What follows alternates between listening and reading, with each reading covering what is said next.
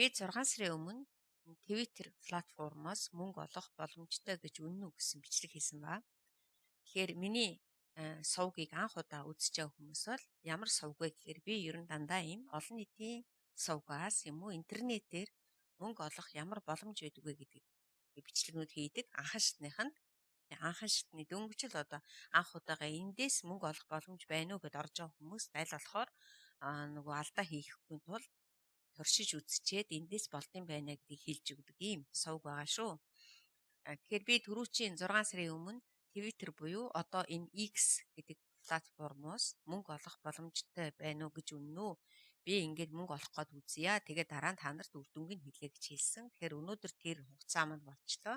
Яагаад гэвэл би энэ Twitter-ээс одоо анхныхаа мөнгийг авч эхэлсэн гэсэн.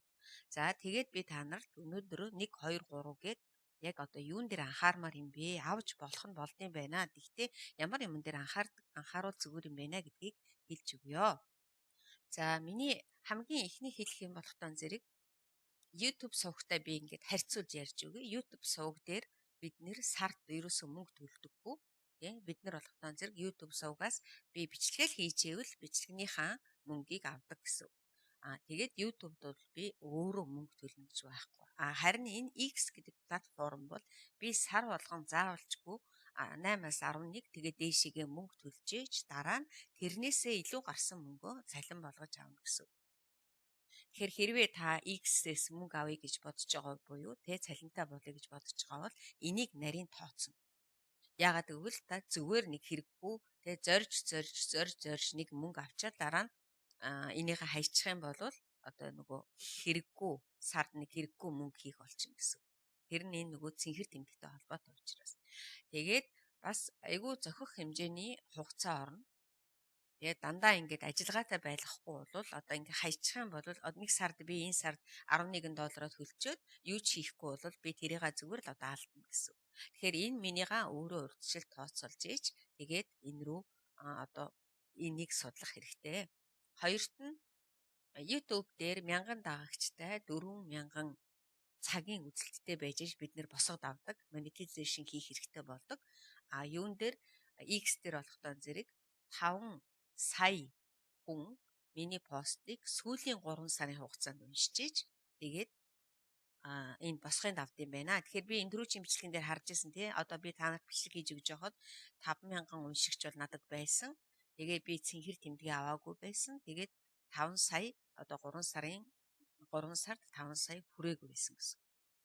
Тэгэхээр энэ monetization хийх буюу мөнгө олох босхыг давахын тулд та 500-аас дээшээ уншигч дагдаг, таныг дагдаг. Дээр нь 90 хоногийн дотор таны бичсэн пост, таны бичсэн комментиг, таны оруулсан бичлэгийг чинь 5 сая одоо үзэлт байж ийж тэгээд би дараа нь мөнгө авах эрхтэй болох нэ. За энэ гуравт нь гэвэл заавалчгүй цэнхэр тэмдэг авнаа. Цэнхэр тэмдэг авна гэж юу гэж байгаа юм гэвэл өөрийнхөө одоо аккаунтыг дээшлүүлж байгаа гэсэн үг тийм үү? Нэгсэндээ одоо хүн гэдгийг баталгаажуулж байгаа шиг юм те тэгж ойлгож байна. За ингээд энэ гурван ямиг эхэлж анхаарад одоо ингээд миний хийсэн алдаа юу бэ гэвэл гэдэг юм уу те энэ яг ямар шүү хүндрэлийг та нар даван туулах гэдгийг хэлж байна. Тэгэхээр 5 сая гэдэг бол үнэхээр их хэцүү юм байлээ. Зүгээр би хүмүүстэй ингээд ярьж байхад манай Монголд чинь X дээр бичигдэж байгаа постуудыг идэвхтэй уншдаг нэг 150 мянган хүн байт юм бэ. Тэгэхээр 150 мянган хүнд тааруулсан пост бичнэ гэж бол худлаа. Тийм, твит бичнэ гэж худлаа. Тэр болгоныг миний одоо сонирхож унших хүн гэдэг чинь бас худлаа.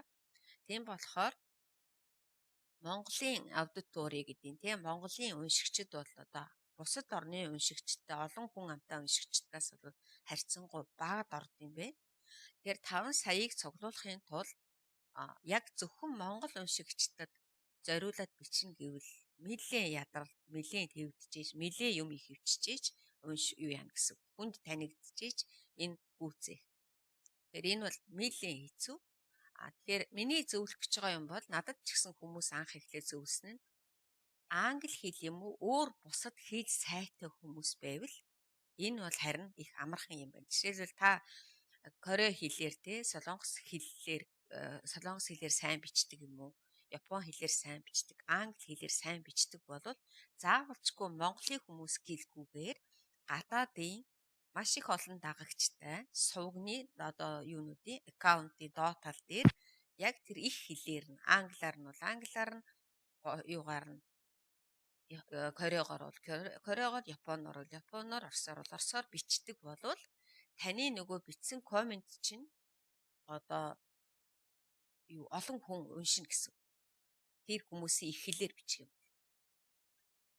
Тэгээд тэгвэл харин энэ 5 сая маань айгүй хурдан хүрэх боломжтой юм. Тэгээд өөрийнхөө одоо нөгөө сэдвийг сайн сонгож авах хэрэгтэй. Жишээлбэл та хөл бөмбөг сонирхдаг хүн байвал хөл бөмбөгийн тэ холбоотой пост бичдэг хүмүүсийн доотлол дээр эсвэл сагсан бөмбөг сонирхдаг бол сагсан бөмбөгний эсвэл ямар нэгэн дуучин хамтлаг сонирхдаг бол тэр аккаунтуудаа дагж байгаа тэрний доотлол дээр комментуудыг яг ингээд гоё коммент бичээд англиар нь бол англиар ингээд бичээд явах юм бол тэр бичсэн чинь харин айгүй хурдан уншигдаад 5 сарчин хурдан хүрэх юм бэл. Тэрнээс биш зөвхөн Монголын хүмүүст монголоор бичээд хүргэн гэвэл дагагч цөөтэй үед бол ерөнхийдөө нэлээд их хэцүү. За энийг би дахиад анхаарууллаа. Тийм болохоор би өөрөө нэлээд шардаж хүрсэн. 5 сая бол тийм амар биш юм бэлээ шүү. Дараагийнх нь болохоор одоо нөгөө юун дээрээ энэ өөрийнхөө X дээр ороод би юу гэж ойлгосон гэвэл нэг 3000 хүртэлх дагагч болоод бас их хүн уншдаггүй юм байна лээ. Тэ яагаад гэвэл нөгөө дагагч цөөтэй учраас нэг их тэгээд нэгдүгээр дагагч цөөтэй. Хоёрдугаарт энэ цэнхэр тэмдэг байхгүй болохоор миний бичсэн юмыг одоо дээш нь гаргахад шаяхгүй байна гэсэн үг тий. Хүмүүс олж уншихгүй байна гэсэн. Тэгэхээр энэ цэнхэр тэмдэгний учир нь болохоор цэнхэр тэмдэг авчих юм бол миний бичсэнийг одоо юу гэдэг яг нөгөө YouTube дээр байдаг шиг рейтингийн дээшлүүлж өгдөг тий. Юуг нь алгоритмаараа ингээд миний бичсэн юмнууд дээшээгээ олонд хүрэх нь боломжтой болно. Тэгэхээр яг уу эхэлж нэг жоохон хүмүүс танигдчихж байгаад тий постоо бичиж хүмүүс танигдчихж байгаа. Тэгэд цэнхэр тэмдгээ авбал зүгээр юм санагдсан. Яагаад гэвэл дагагчаа сайхан болгож аваад тэгээд цэнхэр тэмдгээ авал зүгээр санагдсан. Нэг хоёрдугаарт энэ нөгөө нэг бот аккаунтууд байдаг тий хуурамч аккаунт, төр зур нэгдсэн аккаунт. Жишээлбэл одоо сонгуулийн өмнө ингээд борооны дараах мөөх шиг болсон аккаунтууд бол надад ашиггүй. Яагаад гэвэл энэ сонгуулийн өмнө л жоохон божигнж байгаа сонгуулийн дараа яах нь алга болчихно. Тэр хүмүүс тэр бот дахиад ажиллахаа болчихно. Тэгэхээр аль болохоор чанартай аккаунт, чанартай хүнийг дагаад тэг хүмүүс яг жинхэнэ амьд өөрсдөө яг өдөр тутам бичдэг, өдөр тутам уншдаг хүмүүсийг дагах юм бол миний хувьд ашигтай юм шиг санагдсан. Тэгэхээр энэ бол таандад өгч байгаа зөв үлгэр. За одоо ингээд энэ юуныхаа хуудасныхаа more гэдэг дээр дарангууд энэ settings гэдээ гараад ирнэ. Энэ your account гэдэг дээр дарангууд энэ арт талын энэ хуудас гарч. За энэ тал дээр болохтой зэрэг энэ account information энэ дотор яг миний ерөөсөн утасны дугаар, нэр, овог, мэйл хаяг эдгээр бүгд байж байгаа. За энэ дээр маш их анхааралтай сайн зөв бүглэх хэрэгтэй. Ямар улсаас орж байгаа, ямар утасны дугаартай, ямар нэр ус нь, мэйл хаягаа энэ төр тэгээд аль болохоор нөгөө мөнгөтэй холбоотой учраас алдаагүй зөв бичих хэрэгтэй. Тэгэхгүй бол яг нөгөө YouTube сувг дээр байдаг шиг бид нар чинь энд нөгөө банкныхаа картыг холбож мөнгө авах учраас энэ дээр ямар нэгэн алдаатай дутуу юм бүүлж болохгүй. Энэ account information дотор чинь таны user name байгаа, утасны дугаар байгаа, мэйл хаягчин байгаа. Тэгээд өөр юу гэдэг вүлээ? Овог он сар овог гэдгэлээ төрсөн он сар өдөр бүгд ингээд яг үнэн зөвөөрөө бүртгэгдсэн байх ёстой. За одоо ингээд энд monetization гэдэг дарна. За энийг би энэ юуг цэнхэр тэмдэгнийх нь тухай ярьсны дараа хэлээд өгье. За ингээд энэ дээр дарангуй энэ нөгөө цэнхэр тэмдэг авах одоо апгрейд хийх өөрийнхөө энгийн аккаунтыг одоо цэнхэр болгоно гэсэн. За энэ дээр хүмүүс бол жилээр нь төлөөд идэм байлээ. За би болохтой зэрэг сараар нь төлсөн.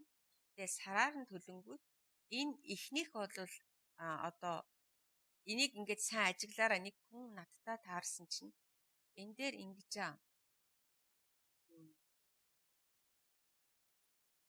дээр хараа энэ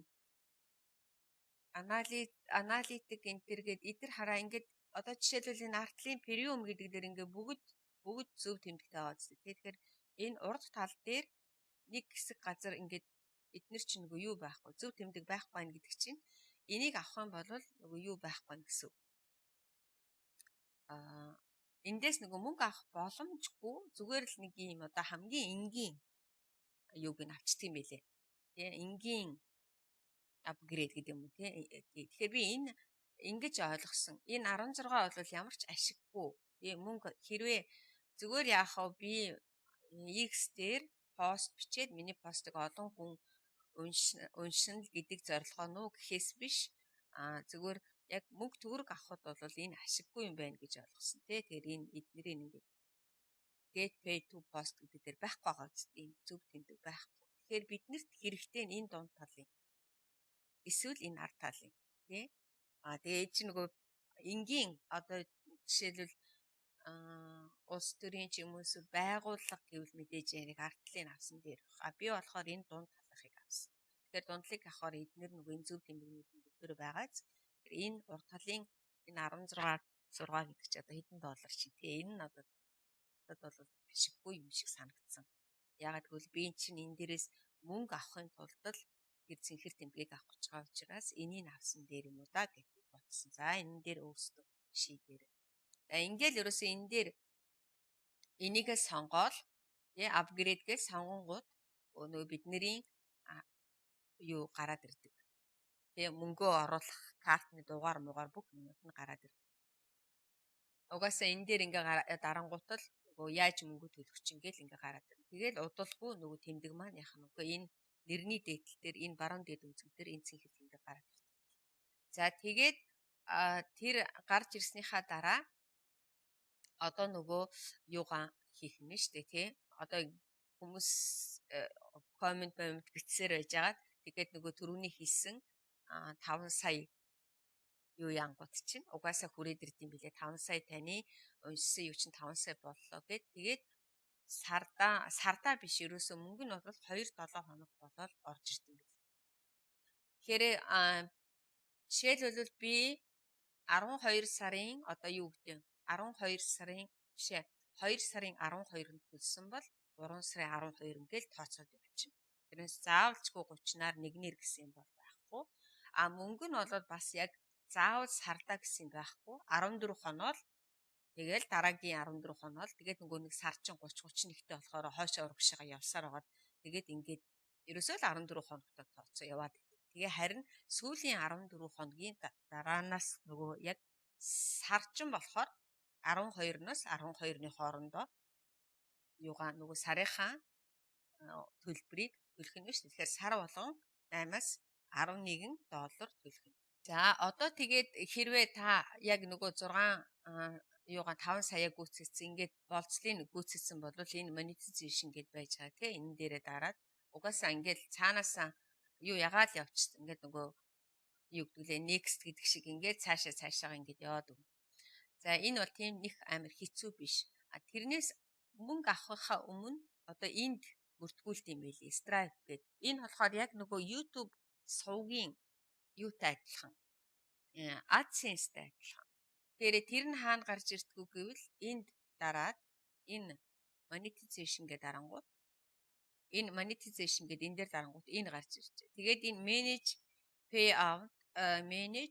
payout account гэдэг энэ дээр даран одоо өөрөөхөө ингээд шууд юунаас энэ рүүг орчих нь шүү дээ. Тэнгүүт бүртгүүлэх юм гараад байна.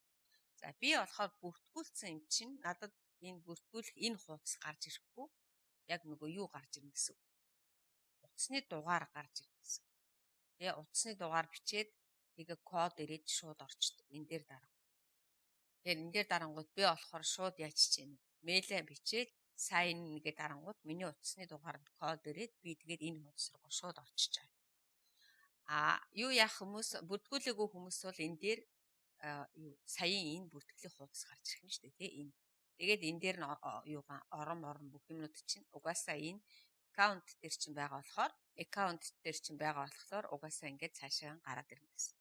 За энэ бүртгэлийн талаар юу энэ дээр өөр хүмүүсийн сувган дээр энэ дээр байна лээ. Хэрв яг хүсвэл би хүмүүсийг хүсвэл би яг ингэж бүртгүүлнэ гэд хэлж өгнө. Тэгэхээр энэ дээр бол нэг их хэцүү юм алга байл дээ. Овг нэрээ бичнэ.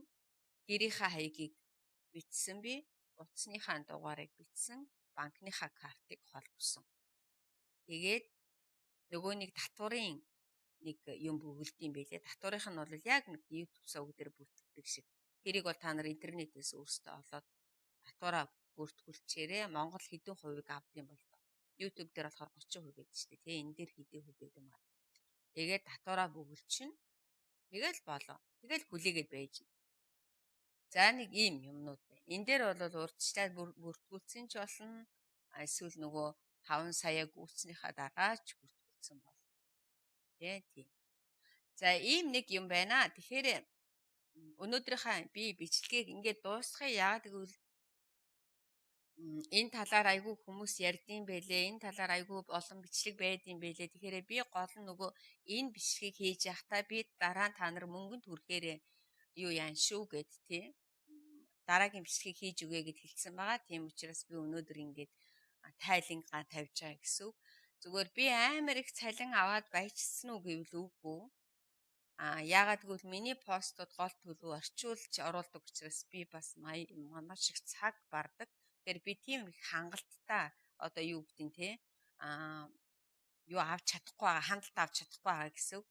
Зүгээр надад хамгийн зүгээр санагдсан гэвэл энэ рүү оръё гэсэн хүн бол хэл сайтай хүн бол яг одоо тэр нөгөө гадаадын аккаунтны доор пост бичээд тэгээ комент бичээд ингээд ажиллавал харин ёстой хөөрхөн цэвэрхэн мөнгө олох юм билэ. Тэр нэг ийм нэг хов мовын чанартай ингээд нэг ийм амар муухай юм би бичих айгуу дурггүй тий. Ягаад гэвэл бас хүн өөрийн ёс зүй гэдэг юм байх хэвээр. Энэ мөнгөний төлөө нэг 5-10 долларын төлөө өөрийнхөө ёс зүйг алдаж болохгүй. Тийм болохоор би юу яавал одоо жишээлбэл залуу англи хэл сайн мэдтэй ямар нэгэн одоо гоё хамтлаг энэ төр сонирхдаг хүмүүс бол тэр хамтлагийнхаа дуучны одоо фэн болоод тий одоо тэр фанатууд нь байдаг шүү дээ тий одоо хөгжөөнд дэмжигчд нь тэднэртэй ингээд хөөрхөн харилцсан бичлцээд ингээд байхan бодвол харин айгүй хурдан тэгээд айгүй гоё цэвэрхэн мөнгө олох боломжтой гэж ойлгосон. Мэдээж дагагч цуглуулгач бол айгүй хэцүү. Гэхдээ эхний удаадаа яг нөгөө эхний удаадаа монголчуудынхаа тэр дагалцъя гэсэн групп руу ороод дагалцаад. Гэхдээ миний түрүүний хэлснийг бити мартаарай. Чанартай яг бот биш, хуурамч аккаунт биш, яг чанартай хүмүүсийг дагаад өөрөө дагалцаад ингээд юу яачих юм бол дагагчаа нэмэгдүүлчихэд дараа нь гадаадын хүмүүсийн тэр нөгөө сонирхсан сэдвэрээ гоё англиар тэгвэл хэлчин ч нэгдүгээр сайжирна тий хурдан ингээд англиар бичээ сурцсан хүмүүс бол мөнгө чинь ч гэсэн их гоё арай илүү их орж ирнэ гэсэн. Миний хэлэх зөвлөгөө бол энэ байна.